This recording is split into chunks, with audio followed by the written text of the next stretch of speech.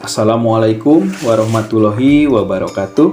Perkenalkan, nama saya Rian Puri Gumilar. Saya peserta Lacar CPNS Kabupaten Majalengka, Angkatan 10 NDH 25. Pada kesempatan ini, saya akan menjelaskan tentang analisis isu dan gagasan kreatif mewujudkan smart governance.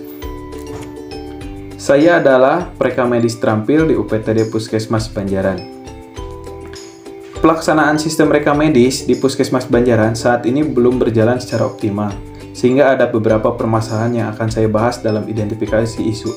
Yang pertama, terbatasnya tempat dan overkapasitas tempat penyimpanan rekamedis.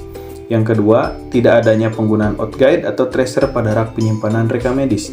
Yang ketiga, tidak berjalannya nomor antrian rawat jalan. Yang keempat, belum optimalnya penggunaan sistem informasi manajemen puskesmas. Yang kelima, rendahnya kesadaran pasien membawa kartu berobat dan kartu identitas. Yang keenam, terlambatnya pengembalian berkas rekamedis rawat jalan ke unit rekamedis. Setelah diidentifikasi kasus, kemudian saya analisis dampak dilakukan untuk mengetahui sejauh mana dampak ketika isu tersebut tidak atau dapat teratasi. Berdasarkan identifikasi isu yang telah dipaparkan, perlu dilakukan proses analisis isu untuk menentukan isu mana yang dapat merupakan prioritas yang dapat dicarikan solusi oleh penulis. Hal ini sering disebut dengan teknik tapisan isu. Proses tersebut menggunakan alat bantu penetapan kriteria kualitas, yakni menggunakan tabel USG, yang dimana keterangannya yaitu urgensi, artinya seberapa mendesak suatu isu harus dibahas, dianalisis, dan ditindaklanjuti. Yang kedua, seriousness, artinya seberapa serius suatu isu harus dibahas dikaitkan dengan akibat yang ditimbulkan.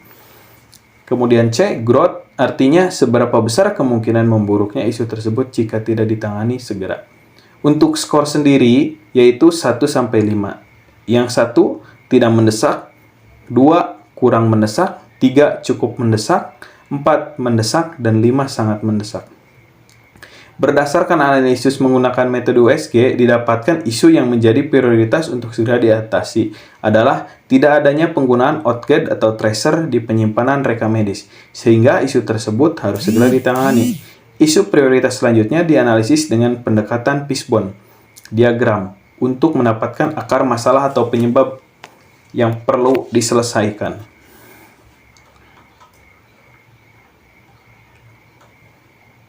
Setelah dianalisis melalui diagram fishbone, dapat disimpulkan dengan gagasan kreatif. Yang pertama, menerapkan penggunaan outguide atau tracer sebagai monitor keluar masuk dokumen rekamedis pasien. Yang kedua, memperbaiki sistem penyimpanan dokumen rekamedis sesuai dengan kaidah rekamedis. Yang ketiga, mensosialisasikan pemahaman ilmu rekamedis kepada teman yang bukan berlatar belakang rekamedis. Yang keempat, terpusatnya tempat penyimpanan dokumen rekamedis. Cukup sekian pemaparan dari saya, kurang lebih dan mohon maaf. Wabillahi taufiq wa hidayah. Wassalamualaikum warahmatullahi wabarakatuh.